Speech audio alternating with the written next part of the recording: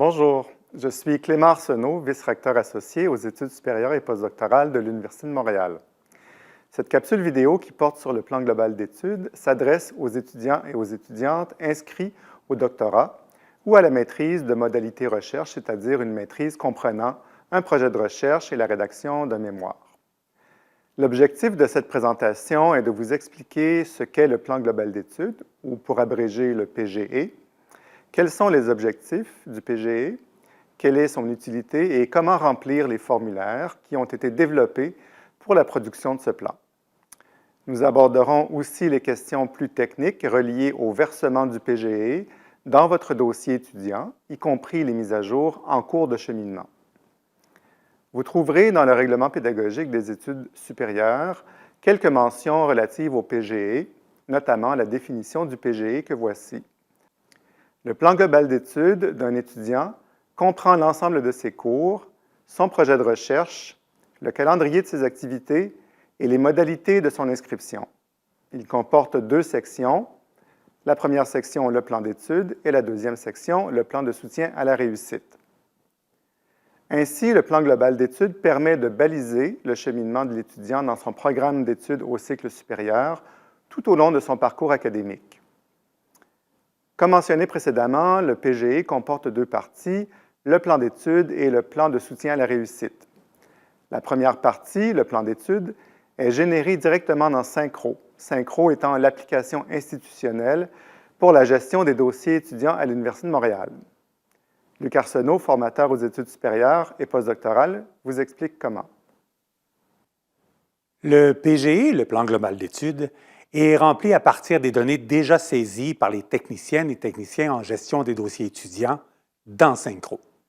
Le plan d'études inclut notamment le choix du directeur de recherche, les cours à suivre, les différentes dates limites dans les étapes obligatoires, et ainsi de suite. La seconde partie du PGE, le plan de soutien à la réussite, doit être rempli par l'étudiant à l'aide d'un formulaire PDF dynamique qui a été développé par les études supérieures et postdoctorales. Vous trouverez ce formulaire dans le site des études supérieures et postdoctorales sous la rubrique « Cheminement ». Le formulaire est rempli par l'étudiant, oui, mais il doit être rempli en collaboration avec le directeur de recherche, puisque le plan de soutien à la réussite est la partie du PGE qui permet à l'étudiant et à son directeur, de même que son co-directeur s'il y a lieu, d'échanger sur les attentes et les rôles respectifs de chacun et d'établir de façon réaliste certaines modalités de travail. Il est important de mentionner que le plan de soutien à la réussite n'est pas un contrat à valeur légale entre l'étudiant et son directeur de recherche. Il doit plutôt être utilisé comme un outil de travail de style aide-mémoire, présentant les points sur lesquels il est important de s'entendre et de mettre au clair avant de s'engager dans des études supérieures. Dans un monde idéal, les éléments énumérés dans ce formulaire sont des points qui auront été abordés entre l'étudiant et son directeur de recherche avant même le début des études, c'est-à-dire au moment où le directeur accepte de s'engager à encadrer l'étudiant. Ainsi, le formulaire du plan de soutien à la réussite présente un ensemble d'éléments qui auront peut-être déjà été abordés, mais auxquels on n'aurait pas forcément pensé d'aborder et dont il serait utile de discuter et de mettre par écrit. Il est à noter que les éléments proposés dans le formulaire développé par les études supérieures et postdoctorales ne s'appliquent pas forcément à tous les cas d'espèce, tout dépendant du programme d'études de l'étudiant. Les éléments du plan de soutien à la réussite sont regroupés en 6 grandes rubriques.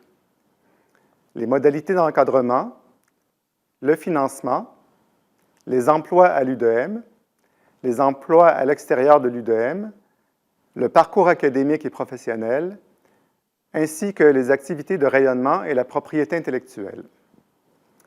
Une section bilan annuel et une section planification annuelle sont également annexées au formulaire. Selon les articles 78 et 107 du règlement pédagogique, le PGE doit être complété en début de parcours.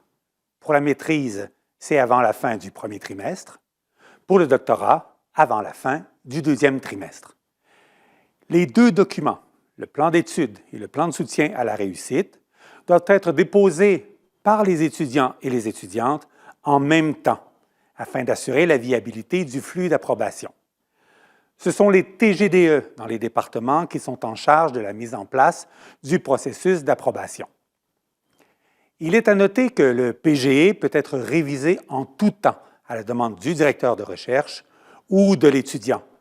C'est d'ailleurs selon les articles 79 et 108 que cela a été mis en place. Pour en savoir un peu plus et connaître les modalités de fonctionnement, il y a 3 guides qui existent sur la plateforme Studium. Un guide pour les étudiants et les étudiantes, un guide pour les responsables de programme et les directeurs de recherche et un guide pour les TGDE.